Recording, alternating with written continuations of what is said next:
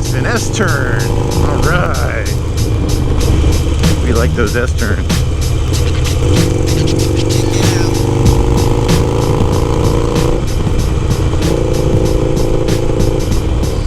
And they say there's no twisties in Florida. They are few and far between. Nothing like relieving the stress of a day with a little bit of curves and twists in your life, right? But only on two wheels. We don't want those curves and twists in other areas of our life. What is going on, guys? It's another great day. Hopefully you're having a great day too. Appreciate you tuning in and watching. We are out on the Snakester enjoying the lovely 2-into-1 exhaust note from my custom Gallup brand 2-into-1 exhaust system. Cruising the back roads of Central Florida. And this is something I like to do during the work week, just to break it up, de-stress. I treat my Sportster like it's a sport bike, because to me it is a sport bike, and I get a kick out of riding it. Can the Sportster be a sports bike? That is today's topic. Is it a sports bike? When I say sport bike, I mean sporting in nature, sporting in how you ride it. You ride it in a sporting fashion. Yeah, back in the day, the Sportster, the reason why it's named the Sportster was it was a sports bike. In 1950s, 1957, when they named it the Sportster, it was the quintessential sport bike on the market. And over the years, there's been several different versions of this, and some of them have been sport in nature, spirited, sport-like, and others have been cruisers, choppers, country tours. What I'm talking about is you riding it like a sport bike, you treating it like a sport bike, accessorizing it for performance, taking it on the track, or just enjoying it in a sporty fashion. Now with the mid controls, I feel like I have full control from side to side. I don't have rear sets, but my foot pedals are BMX style foot pedals, as far as, you know, a square plate to put your foot up on. And I feel like I got great stability to maneuver the bike in the corners. I got a little fly screen here, which is, you know, typically seen on Triumphs or Suzuki SV650s. And I feel the Iron 83 can hold its own against, you know, a cafe racer like a Royal Enfield Continental GT, the SV650X, which is the cafe racer version of that bike. Someone that turns their Bonneville T100 into a cafe racer. I feel the Iron 83 definitely holds its own there, and in my opinion exceeds the experience level that you would get out of those bikes, where the Harley Davidson Iron 83, the Harley Davidson products, much better build quality. It feels like I'm riding a real motorcycle and not a toy. On this bike, I feel like with the weight that it has, oh, it's very easy to maneuver, no problems, but it doesn't feel like I'm on some type of plastic top, you know, at an amusement park. And of course, with the platform, Iron 83, I have a stage 1 done, so I have a high flow air intake and a 2-into-1 exhaust. And then you can take it to another level. You can put a cam in it. You can put in a high RPM cam. Helps you wind out those gears. Here on the 4th, going 65, just under 4,000 RPM. Right in that torque band.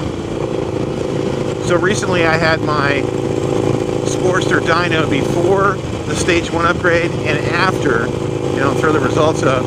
As you can see, I picked up a little bit of torque and a little bit of horsepower, but the most important thing that I feel with this upgrade to stage 1, outside of the sound and the and the visceral feeling that I'm getting for the experience, which is greater than the stock exhaust experience, more importantly, is that it's a balanced torque and RPM curve. both fairly equally. Once I get around 2,600, 2,700, and upwards into 4,000.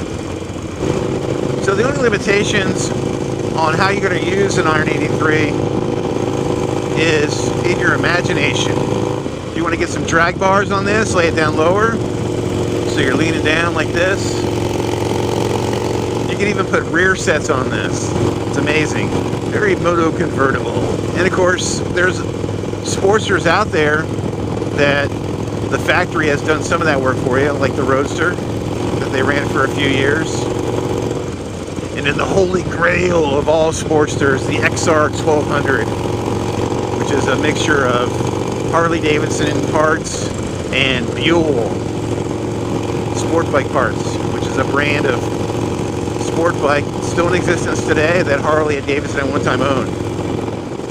But to me, a sport bike gives you that rush of power, and on the street, you know, you're not going to be going 100, 150 miles per hour on your Gixxer, your MT-09, your MT-10, because you can't ride the GSXR 750, 1000, MT-10, all that stuff in an enjoyable way around town. You're in first gear the whole time. No fun. Yeah, you get shots of adrenaline as you take off from a red light, and then you're at 80 miles per hour in 3 seconds or less. So leave the track bikes at the track, because down at the lower speeds, those bikes offer zero fun. Stoplight to stoplight, zero fun. Whereas the Iron 83, it's fun in all the bands. All the gears, you got the torque, and you got the power. And if you want more power, you can build the engine out.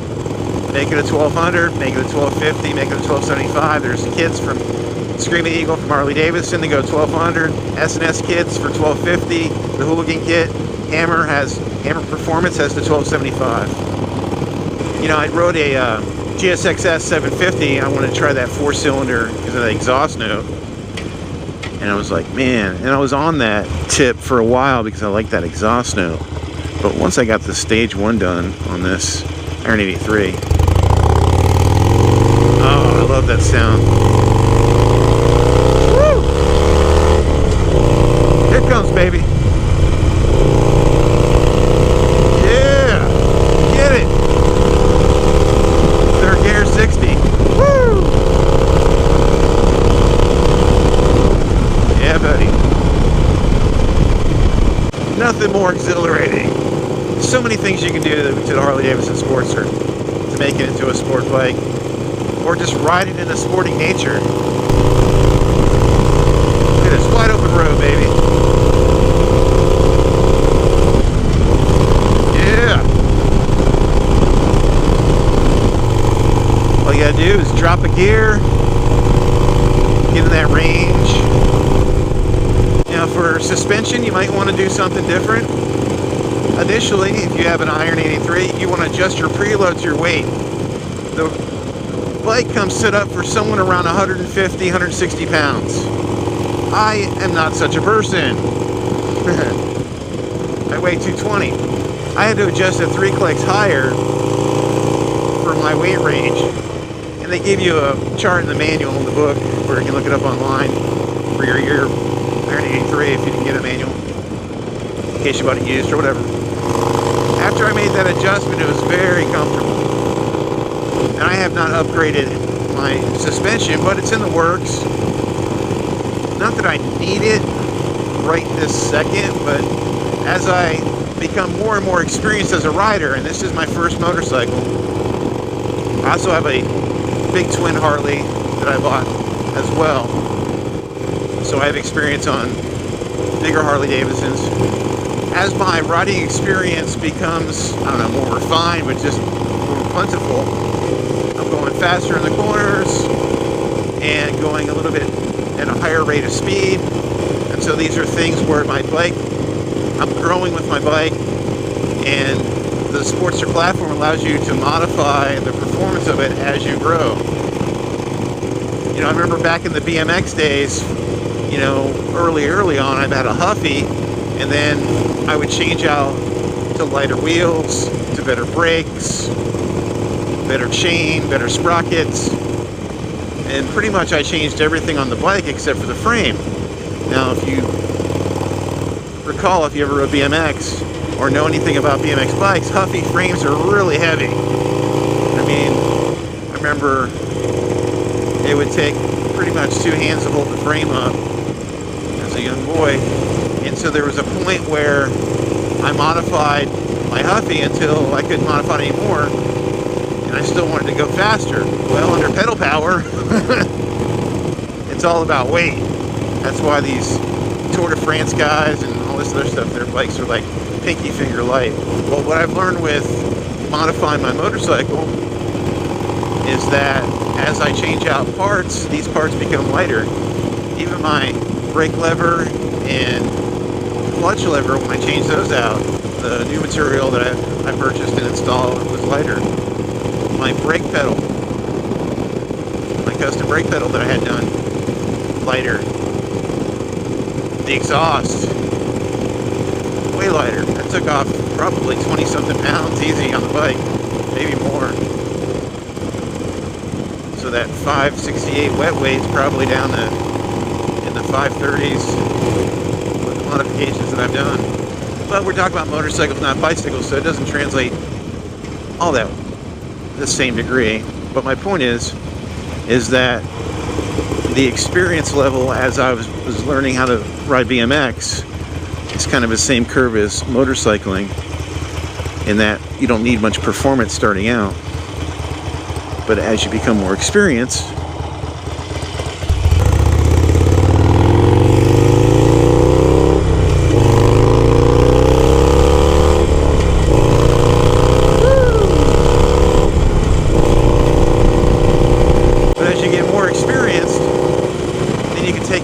of the aftermarket and keep with the bike and enjoy your progression. And the Sportster is one of those bikes that you can do that with, and you can keep it forever. It's an heirloom bike, you can pass it on, trick it out to your heart's content, and then just ride it. And there's always a use for a sporty in the garage. I don't care who you are, whether of age or circumstance. The Sportster always has a place in the garage for different reasons. Even if you moved out here in the farm, you can put some knobby tires on it and make it a farm bike. Alright folks, thanks for coming along with me. I'm going to leave you with Christina on the way out. The lovely Christina on top of my Snakester. Such a beautiful girl on top of a beautiful bike, a 2021 Iron 83. If you ride, keep that shiny side up. If you don't, what are you waiting for? Go up there and get that Sportster. Make it into your own sport bike. We'll see you next time.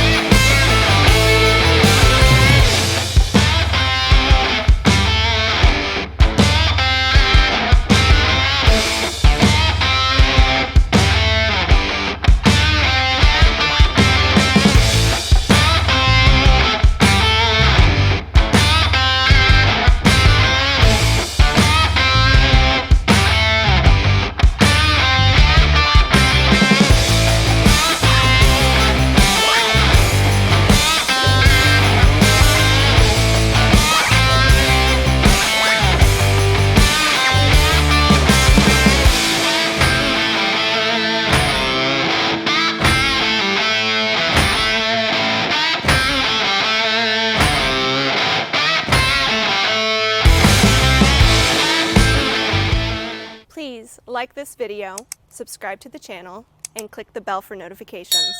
Bye for now.